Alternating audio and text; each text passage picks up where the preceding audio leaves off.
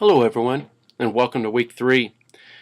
I hope the previous 2 weeks have been pretty beneficial for you and have provided you some resources that have started to open some doorways and paths that you may not have been as familiar with or realize their connection to education.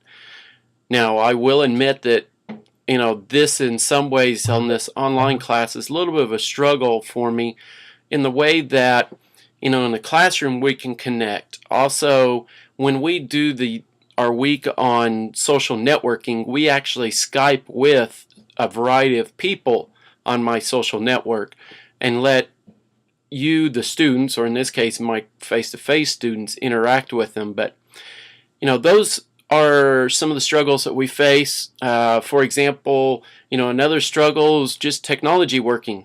I know that I wasn't always able to respond to your emails immediately last week while I was in Philadelphia, Pennsylvania for the International Society of Technology Education, which is a global educator conference on the use of technology education, educational issues. I have, on one Monday evening, for some of you, and reading with some of your comments about following Web 2.0 Classroom on Twitter, I'll let you know that Steven Anderson, he's about 6'5", so you want to talk about having a presence on the web, stand by this big guy at 6'5". He looks like an offensive lineman, and I don't mean the ones with the pot belly. He's just a big guy, great guy, very intelligent and well connected, and is very friendly and willing to help you out at any time. But we're sitting on a panel with him, Shannon M. Miller, D. Cordell, which is Diane Cordell, Kevin Honeycutt, myself, which we were all being led by Follett Software, and Elaine Roberts. And it was a hour-and-a-half discussion about trends in education and where things need to be improved, whether it's communication amongst the teachers and students, communication from the teachers to parents about the students, positives, needs for improvement, assessment issues, professional development. But these are the great conversations that, unfortunately we can only do, whether it's on Edmodo, but Twitter, Plurk, and that's where a lot of them go. So it's a little more synchronous, but yet not truly synchronous, still in an asynchronous form. But I want to play this little 30-second video to you because this is a good tie-in between maybe some of the frustrations that you're having now and some frustrations you're coming up with in the future, because some of you, I'm starting to get the feeling in your reading and getting to understand a little bit of your mindset, you're not used to possibly failing, and I don't mean the letter F, but I mean having setbacks, some walls that are a little taller to climb in some cases when it comes to education. So I just want you to know that through good times, bad times, there's always going to be a positive that comes out of it, and that positive will come from within yourself. But let me play this video, and like I said, it's just a little 30-second one that kind of, again, talks about what we're doing in an roundabout way. I've missed more than 9,000 shots in my career. I've lost almost 300 games. 26 times I've been trusted to take the game-winning shot and missed. I've failed over and over and over again in my life. And that is why I succeed. Now you're probably asking, what does Michael Jordan have to do with education? It's not Michael Jordan, but it's the point that he talks about his failures. For those of you the history teachers, let's think about some presidents. Truman, Eisenhower, Abraham Lincoln. Every one of them have had failures. Every one of them had struggles. Your students are going to have struggles. You're going to have struggles. But the big piece of this whole thing comes back to the support and those people that you surround yourself around that help listen, advise, support, and encourage you. And that's the big reason for the professional development that needs to be there, as well as taking advantage and developing your own PLNs and PLCs, is for that encouragement and support, whether it's personal or professional needs. Sorry about that, here's what I was wanting. The thing that I just, again, want to continue with this week is going to be with the focus on another way of connecting and following people. And then in the future, if you've been out on the Edmodo, you're going to find that I've been asking some questions, polls, and these polls will help me be able to prepare the next few weeks with some of the ideas that I have. For example, there's 6 of you in class and 4 of you have voted. How many of you currently have Facebook or social networking accounts? The reason I ask that is not so I can connect with you on Facebook, but by you having a Facebook account, you start to have maybe a better understanding for a PLN, PLC. I mean, after all, why do you connect with those people out on Facebook? Why do you have an account? You know, it's more likely more personal, but it's the same concepts and theory that you are wanting to connect and support and share ideas and what's going on. And that's the reason for your PLN and PLCs. And that's the reason I asked about the Facebook question. The more recent questions I just put out is, what type of computer are you currently using in this course? And it doesn't matter what you're using. The reason I asked that is not for the type, but when we start down some of the hands-on projects where, as Michael Jordan said, you know he's failed, you may feel like you're a failure at the project, and I'm not so worried about you creating a masterpiece project, but I want you to become familiar with a variety of different projects that you can incorporate into your classrooms. The first one I have in mind is digital storytelling, and I'm not going to get into that too much, but I'm sure you can understand by the terminology where I'm going with that. But by you making sure that you answer these questions, it helps me frame and shape what these projects could be due. For my students, I know what they have computer-wise because A, they bring it in class, or B, I provide it. Plus that way I know if they have microphones or video camera capability for different things that we do. So by me asking these little questions in there, it's not a credit type thing, but it helps me get your input and allow me to know what you have accessibility wise for these projects. So it's not just a read textbook, think about it, answer questions, go to the next week. I want to be able to provide you, as I said before, the opportunity to create, have some input into the course. That way you feel more ownership in what goes on. And with that point, let's take a look at the course for week 3. I'm going to start off with 2 things that are up here under course information. As you know, the first week when we were together, I talked about Teaching Innovations Wiki, which I use in the face-to-face class. Here's the kid blog website that you're currently using and blogging about. The YouTube channel that we have for class. Edmodo, which you use. The 2 new links I've added this year is Google Apps for Education, or this week, is Google Apps for Education.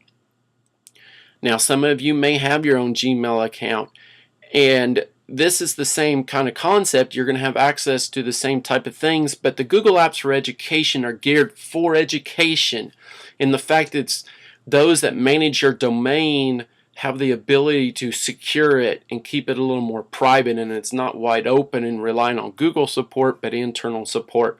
And then in turn, that internal support can go get help from Google. But we're going to introduce, for the next few weeks, you're going to use some different things. For example, this week when we talk about social bookmarking, you have an email invite in your Sterling College email from me to join the DIGO which is a social bookmarking group I have set up for Sterling College. I've used it for my college classes for multiple years. I have current teachers in the education field that are out there and are veteran teachers or fairly young teachers that contribute resources into it. So again, it's that way you don't feel like you have to tweet about it or plurk about it or post it on a Ning. You can kind of go back into your email lists and Diigo and be able to look at those resources. And the other thing that's really cool about Diigo is that when you search based off of keywords or tags, just like when you go to Google and use certain words to filter and make it a smaller return in the Google results, with those keywords you can search, and you could search within your own bookmarks, the Sterling College group. You can join other groups of educators that are focused on personal interests, professional interests. But also what's nice is that way you can see what other educators are bookmarking. And the larger the number that's to the side of a bookmark in Diigo, that means the more popular it's been bookmarked. So the larger the number, in some ways, probably a pretty good thing that it's a pretty accurate resource that you could use, whether, again, in the classroom with students, yourself, research, whichever it would be for. But let's go back on the Google Apps for Education. I'm using a Google form that I've sent out on Twitter, and those of you following me may have already seen it. But I've asked my friends on Twitter, Plurk, and Facebook to come complete the 5-question survey and provide you guys with blogs that you ought to subscribe to, the link to the blog, and any advice that they may have for you folks as new teachers. So I'll be sharing that spreadsheet with you later this week, and I'll be doing that through your Google Apps for Education. Now, pay attention to an email I'll be sending out tonight after this video. While this video is uploading, I'll send an email to you with the password. I'm not going to put it on this verbally for the simple fact that, you know, this being on the YouTube channel that you guys go and watch, somebody else may get the password, and we just want to be smart about it. So, you should have an email already from the Diigo invite. Go ahead and complete that and create your account. And B, the Google Apps for Education password will be sent out to you, so you would just use that link. Just to show you real quick what it's going to look like is when you go into there, you're going to see this piece right here where it says sterling.edu. That's the last part of your email.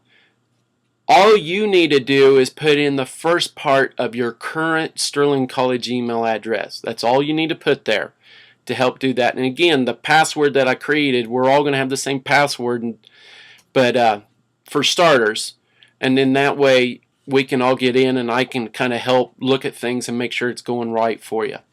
But we'll spend a little more time later on with the Google Apps in Education. Diigo is going to be the same way. You know, it's an excellent site out there. If you guys take advantage of the Teaching Innovations Wiki and go to the TNC Media page, there's some tutorial videos there. Now, in Edmodo, besides the survey, you're going to notice I've put in a common craft, or in plain English. Some of you had responded saying you like those videos because it put it in layman's terms, simple terminology, so you can understand those. RSS feeds, let's put it the way Oprah says. It's ready to share. Simple way of doing it. It's not the technical term for RSS, but it's a simple way in plain English for you to understand. I'm ready to share. Once I post something and you've subscribed to my RSS feed account, you're going to get something. And that's part of the reason for the Google Apps in Education is it has a built Google Reader is built into it. And in this way, when you subscribe to it, you could use your Google Reader and have everything right there for you, whether it's docs, forms, you know, presentations, the Google Reader, everything could be right there for you. And that's, once again, why I do this stuff, is try to keep it simplified, but allow you guys to start experiment with things that are currently being used in education today and tomorrow. So keep those things in mind. So back down here to week 3. Your reading assignment is going to be these 2 blogs. The first article is talking about educational technology, the theory and practice. Both of them are going to be talking about social bookmarking and the use of DIGO. Now, I could sit here and continue to talk about this. I can show you the multiple webinars that I've provided for educators, whether it's through Discovery Education or Intel Teach to the Future webinars that I've done on DIGO in the classroom. But I'm going to leave this to kind of for you guys to read and form your own opinion. If you'd be interested in seeing one of those videos, let me know, and I'll be glad to give you the link so you can go watch them. But you know, they're an hour. A lot of time you want to watch something simpler. You have your own lives. You have your family. 4th of July is Monday, which I hope you all enjoy and are safe with. But I don't try to burden you. I just want to give you time to explore and start to develop your own opinions and thoughts, and maybe you feel it's appropriate, maybe you don't, but it gives you a chance to explore and learn about some new resources. And this final one, this is Will Richardson. He is a global keynote speaker that's been in the education field for decades, and he's done a great job here in this PDF file where you could click on and download from the website if you would prefer. But I always download and put it into my Google Apps for Education. That way I can get to it through the cloud. It's web-based, and I don't have to be on the exact computer it was downloaded to. But I can get to it on the web, regardless of where I'm at. But it gives you a great insight and some more step-by-step process. But again, this is from somebody else other than me. Gives you a chance to hear somebody else's voice and see it from another perspective.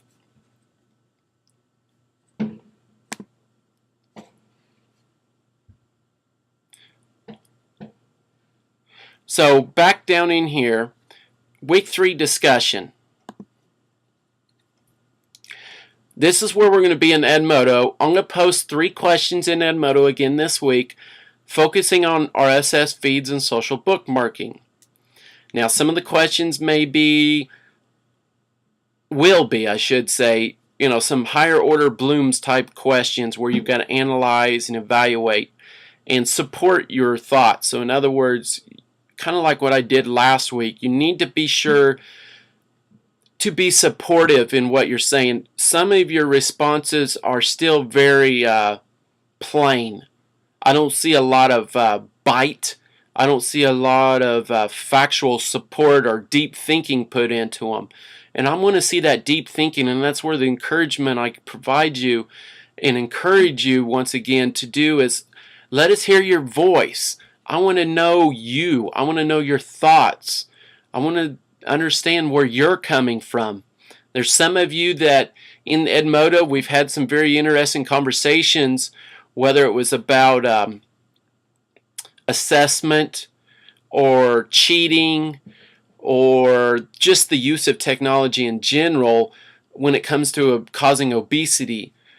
These are the things that I want to be able to hear from you guys and have those in-depth ones, because a lot of time that's what lacks, because we are not in a classroom face-to-face and can really see each other and feel like we need to do that, because we can hide behind these screens and not know each other.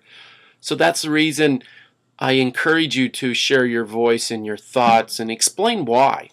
You know, we're going to respect each and every one, because this is you are yourself. You're shaping your own self. You're shaping your mind and your strategies of what you want to do.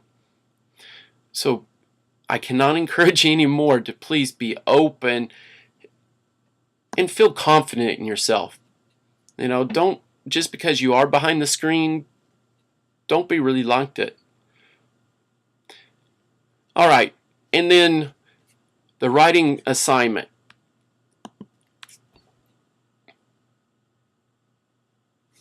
In your writing assignment, what I'm going to do is right underneath there, I need to put a link in there, and I apologize for not having it at the moment, but as the video archives, I will get the link in there to a binder. As a matter of fact, I'll bring that up as we're going here, but what I want you to do is look at these two examples. Let's look at Kelly Tinkley's for a moment. You are going to write a blog post about 3 things that you have found this week that you feel would be very valuable for you in the classroom, whether it's websites, software applications, a blog. You're going to evaluate them and talk about them. And as you see here, I want to be able to see the blog reflection should introduce each item, provide insight into the materials and resources it provides. Is this a site that provides teacher resources, lesson plans, research information for the students? Is it an interactive website for the students? Is it a blog that provides you professional support or insight into something like special education students? But this is the way I can hear from you and get you to critically evaluate something, is in this blog post, is you're going to evaluate 3 items, as I said. And for example, here's the way Kelly Tinkley's looks. She gives you the title, she gives you a little quick screenshot of what it looks like, she says what it is, so there's your introduction, how to integrate it, how would you see it being used in the classroom, and then tips, little extra tidbits to encourage you to be able to use them in the classroom. But I want you to provide the strengths and weaknesses. So in other words, you're going to have to really evaluate and analyze that resource that you want to blog about. And as you come across stuff that you like, hopefully you've already registered for Diigo once you receive that email, and start bookmarking those and compiling your own resources into one location. Now, maybe you already have Delicious, maybe you already have Portal, Tumblr. If you do, go for it. I just was trying to, again, introduce the social bookmarking out there for those of you that are not familiar with it. And if you do have some of those others, take a look at Diigo, because there's a lot of features out there. I used to be a Delicious and Portal user, and once Diigo came out, I quit using Portal. All my Delicious bookmarks are in Diigo, and now when I add to Diigo, it automatically sends those to Delicious, so if Diigo goes down, I could still get to my bookmarks in Delicious. It's a backup. So that's something to think about when you're considering your social bookmarks. But again, this kind of gives you a structure of what it would be at a good blog post. And then this is one of mine where I've reviewed a resource. It's a different look to it, but it kind of gives you an idea of a way of putting a twist on it, but yet answering or providing the information that I was just talking about. As for the live binder, let me just jump right on over there. Bring up mine.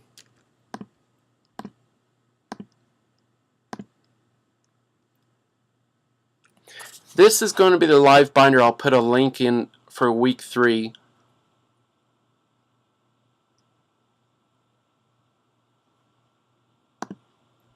Web 2.0 creation. Now each of these tabs are going to take you to different ones. For example, here's Internet Periodic Table. So you could even interact with these that are in this image. The next thing under Cool Tools, this is an excellent wiki where there's a subcategory for each one. Maybe you enjoy music. I know there's some of you do. Maybe you want to take a look at the music tools and add that to you, or audio tools. So what I've done is given you a binder with links to websites that have numerous individual resources on there. And just take your time, browse around. You're not going to get through all of them. Just don't try to feel like you have to hit every one of them. Kind of get you a good start, get you a good feeling for some different options that may feel like they could be in your room. Like this one here, you could just click on these and they'll take you to different sites. Here's collaborations. So Web 2.0 tools for the classroom. And you can see again subcategories on their wiki. 100 apps for techie server teachers. Now you'll notice this went offline, so it's kind of a good thing I go back in. One of those failure type things. See here on this wiki, Teaching with Technology, they have gone, okay, under documents, here's a variety of different ones. Now those of you at home, this is kind of a side note, but you'll see OpenOffice and NeoOffice here. These are what we call open source applications, and I actually use OpenOffice instead of Microsoft Office. For what OpenOffice does, I could do everything in OpenOffice, save it as a Word document, Microsoft Excel spreadsheet, PowerPoint, and send those to a teacher. They'll open it and it'll open up Word and all, but I don't even own Microsoft Office Suite. I just use OpenOffice. But that's some of the great stuff about it. Same with the Google Docs. You can import stuff from a variety of these and export in those formats. So there's a lot of flexibility out there for you. But this is going to be the one that I will put in there for you and make available for you to explore. But again, your blog post is going to take 3 of the resources and you're going to talk about them. Good, the bad, introduce, how you see them being used in the classroom. And that's 100.1. And that blog post is going to be due by Sunday of next week, just like we typically do.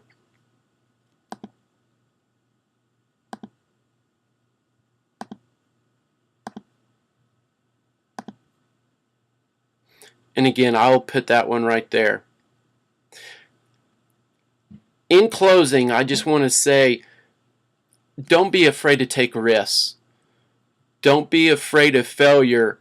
For when you struggle at something and you have problems, you'll find your way through it, and that's actually going to make you a better person in the long run, whether it's personally or professionally, in the classroom with students. If you always feel and believe in yourself, you'll succeed. And I'd also like to just touch on one other last thing. And with Monday being the 4th of July, I want to express my gratitude to Dawn and the rest of the men and women of our military forces that are across the globe defending our right to celebrate the 4th of July and to be able to collaborate and learn and develop. So again, Dawn and the men and women of military forces, thank you. God bless.